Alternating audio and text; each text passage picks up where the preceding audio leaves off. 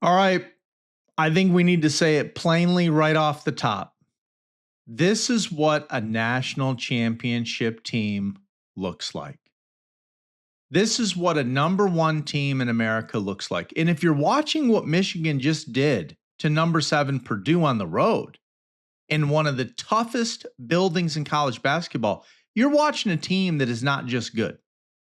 You're watching a team on a collision course with a banner. And I'm telling you right now, if this continues into March, we're going to be saying something that would have sounded crazy in this state not that long ago. And it's that college basketball runs through Ann Arbor, Michigan. Period. Because what Michigan just did at Purdue wasn't a nice win. It wasn't a grinded out survival game. It was a statement. The number one team in the country walked into Mackey Arena and beat the number 7 team 91-80. Led for the final 33 minutes, built a 20-point lead, and basically controlled the game wire to wire after the opening stretch. I mean, that's what it was. It wasn't close. I mean, I've got Purdue beating multiple other contenders right now, and Michigan just walked them like a dog. That's not me hyping it. I mean, that's exactly how national writers described it. Michigan looked every bit the best team in the country. Wasn't even close. And this is the part that should scare everybody else in college basketball and excite Michigan fans. Because it wasn't one guy going nuclear. It was depth. It was balance. It was waves of production. Ade Mara and Morris Johnson both posted double-doubles. You've got 5 Wolverines in double figures. That's championship DNA. That's what separates Final Four teams from national champions. Multiple ways to beat you. Multiple players who can take over stretches. And 0 drop off when the bench comes in. I mean, wow. And think about the timing here. Michigan just rose to number 1 in the AP poll for the first time since 2013.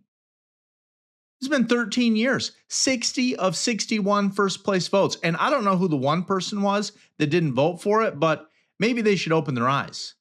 Because they then immediately went on the road and validated it by beating another top 10 team handedly. That is exactly what the best teams in sports do. They don't just reach number 1, they defend it. And Michigan didn't just defend it, they reinforced it. This was their 11th straight win, pushing them to 25-1 and firmly in control of the Big Ten. And so let's talk about why this team feels different. Why this feels like something building toward April instead of just another good Big Ten season. It starts with size and physical dominance.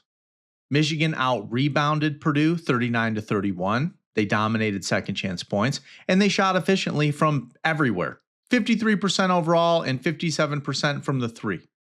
That combination, interior control plus perimeter efficiency, is basically the modern national championship formula.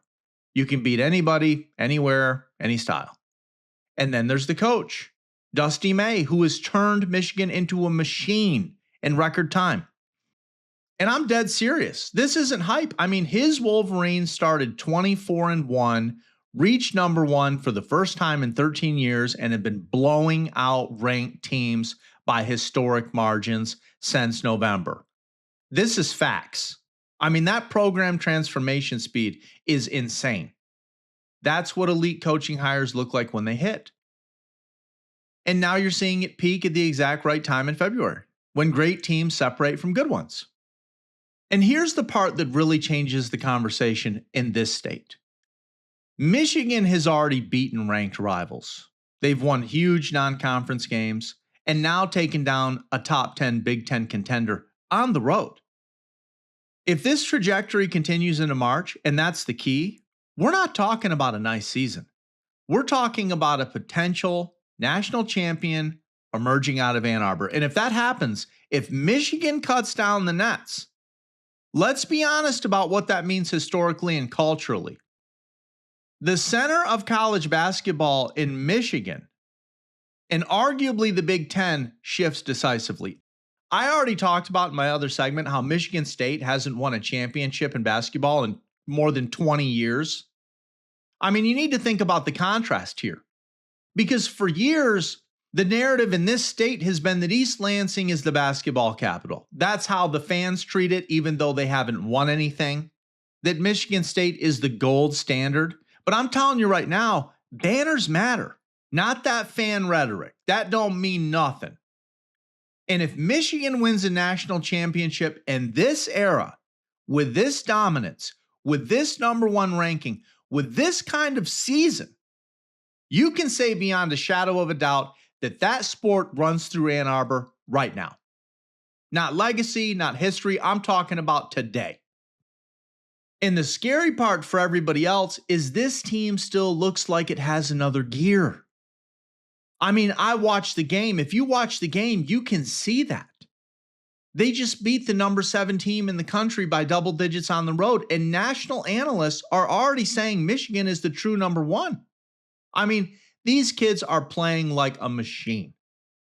That's February language for teams that end up in one shining moment. That's the aura you see with champions. The sense that every test just confirms what you already knew. And we've seen it play out over and over and over with this Michigan basketball team. I mean, they've been building on it for weeks now. And so that was a crushing win. I mean, it was a statement performance, but bigger than that, it's validation for the Wolverines of something that's been building all season. Michigan didn't just beat Purdue.